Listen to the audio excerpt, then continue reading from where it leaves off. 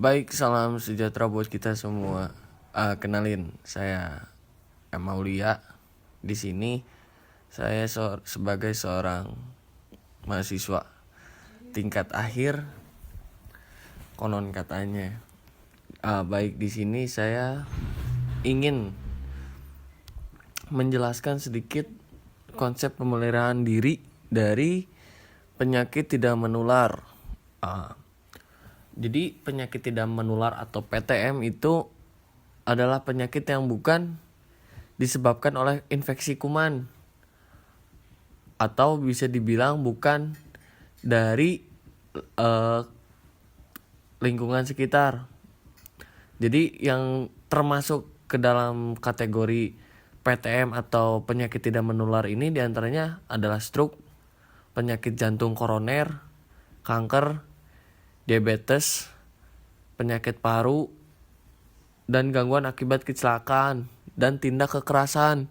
Jadi penyakit tidak menular itu bisa dibilang penyakit yang turun-temurun ataupun akibat kelalaian dari personalnya sendiri. Nah, terus ada banyak jenis penyakit tidak menular tuh sebenarnya. Tapi di sini saya akan memberitahu hanya mungkin sedikit saja. Yang pertama itu ada penyakit kardiovaskular. Nah, penyakit ini sekelompok penyakit pada bagian jantung ataupun pembuluh darah yang merupakan penyakit kronis penyebab kematian tertinggi nomor 1 di dunia. Lalu kedua ada diabetes. Kenapa diabetes bisa dikatakan sebagai penyakit tidak menular? Karena penyakit ini kronis yang ditandai dengan kadar gula darah yang sangat tinggi pada tubuh manusia. Nah, yang ketiga ada kanker.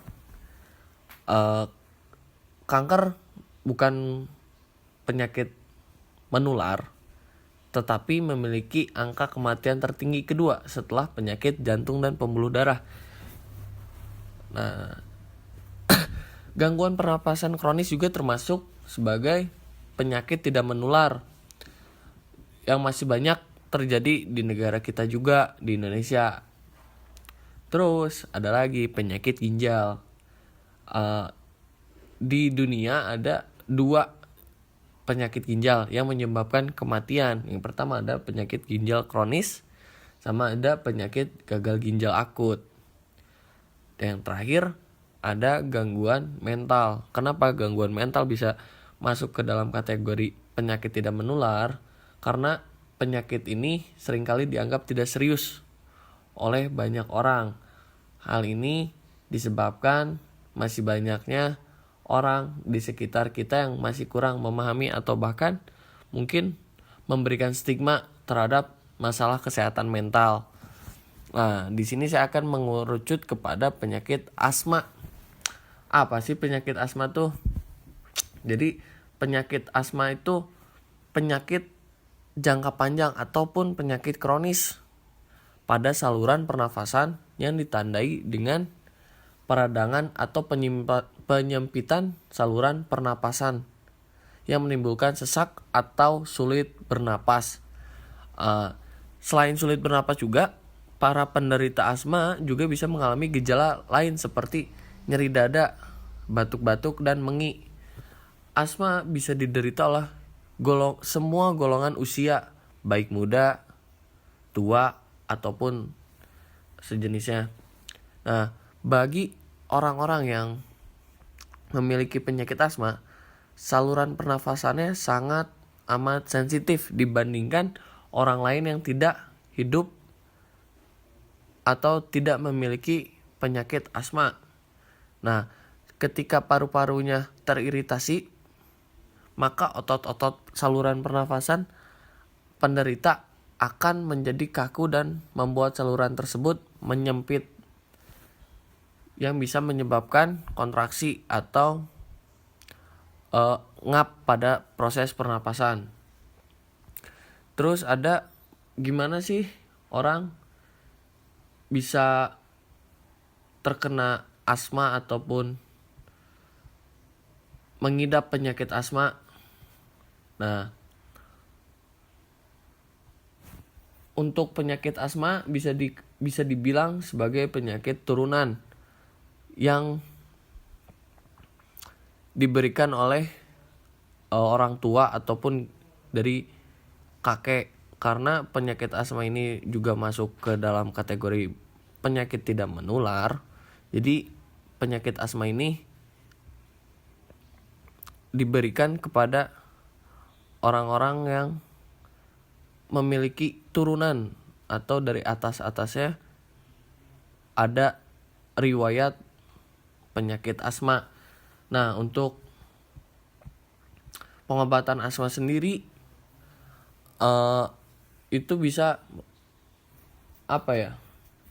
untuk ada yang bisa meredakan gejala dan juga ada yang mencegah gejala kambuh.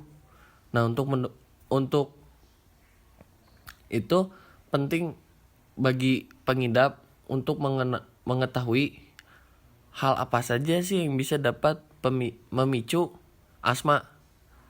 Nah, agar dapat kita bisa menghindarinya. Obat yang sering dipakai orang-orang asma biasanya yaitu inhaler atau pereda untuk membantu mereka untuk memudahkan ketika bernafas. Nah, lanjut lagi nih, kita ke apa sih itu penyakit gangguan mental. Nah, penyakit ini ialah penyakit yang mempengaruhi emosi, pola pikir dari penderitanya. Penyakit ini juga bisa dibilang sama halnya dengan penyakit fisik. Penyakit mental juga ada obatnya. Nah, di negara kita, penderita gangguan mental diidentikan dengan sebutan orang gila atau sakit jiwa dan sering mengalami perlakuan yang tidak menyenangkan, bahkan hingga dipasung. Padahal penderita gangguan mental bisa dibawa ke rumah sakit untuk diberikan pengobatan yang lebih lanjut. Ada berbagai macam faktor yang bisa memicu terjadinya gangguan mental, mulai dari menderita penyakit tertentu sampai mengalami stres akibat peristiwa traumatis seperti ditinggal mati oleh orang yang disayang, kehilangan pekerjaan, ataupun terisolasi untuk waktu yang lama. Kenapa terisolasi untuk waktu yang lama bisa masuk ke dalam kategori penyebab ataupun faktor karena kurangnya berkomunikasi atau sedikitnya kita berkomunikasi dengan orang lain di luar sana bisa menyebabkan stres karena kita terlalu banyak berbicara sendiri. Nah, gejala apa aja sih yang bisa menjadi gangguan mental, menjadikan kita masuk ke dalam kategori gangguan mental? Yang pertama tuh ada waham atau delusi, yaitu meyakini sesuatu yang tidak nyata atau tidak sesuai dengan fakta dan sebenarnya. Terus ada halusinasi, sensasi ketika seseorang melihat, mendengar atau merasakan yang sebenarnya tidak nyata. Perasaan sedih yang berlangsung hingga berminggu ataupun berbulan-bulan.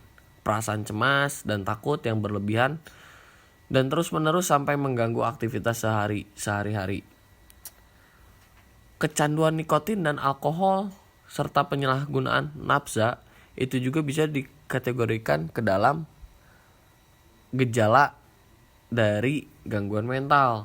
Marah yang berlebihan sampai mengamuk dan melakukan tindak kekerasan juga menjadikan orang-orang bisa mengalami gangguan mental. Nah, faktor biologis dari gangguan mental. Yang pertama ada fungsi sel saraf di otak kurang bekerja secara maksimal. Infeksi misalnya akibat bakteri Streptococcus.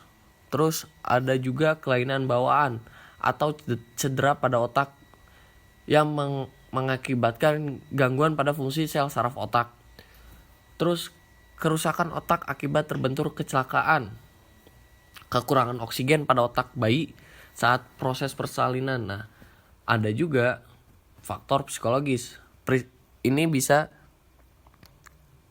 karena peristiwa traumatik seperti kekerasan atau pelecehan seksual, kehilangan orang tua atau disia-siakan di masa kecil, kurangnya mampu bergaul dengan orang lain, perceraian atau ditinggal mati oleh pasangan, perasaan rendah diri atau tidak mampu marah, ataupun kesepian bisa mengakibatkan seseorang mengalami gangguan mental. Ada juga contoh penyakit gangguan mental. Yang pertama ada depresi, skizofrenia, gangguan kecemasan, gangguan bipolar, gangguan tidur. Nah, cara pengobatan gangguan mental tergantung pada jenis gangguan yang dialami dan tingkat keparahannya. Selain terapi, perilaku kognitif, dan pemberian obat, dokter juga akan menyarankan pasien untuk menjalani gaya hidup yang sehat. Mungkin itu saja yang bisa saya sampaikan pada saat ini. Untuk lebih lanjutnya mungkin nanti saya akan membuat hal yang sama seperti ini lagi. Terima kasih untuk yang sudah mendengarkan. Salam sejahtera buat kita semua. Saya pamit undur diri. Terima kasih.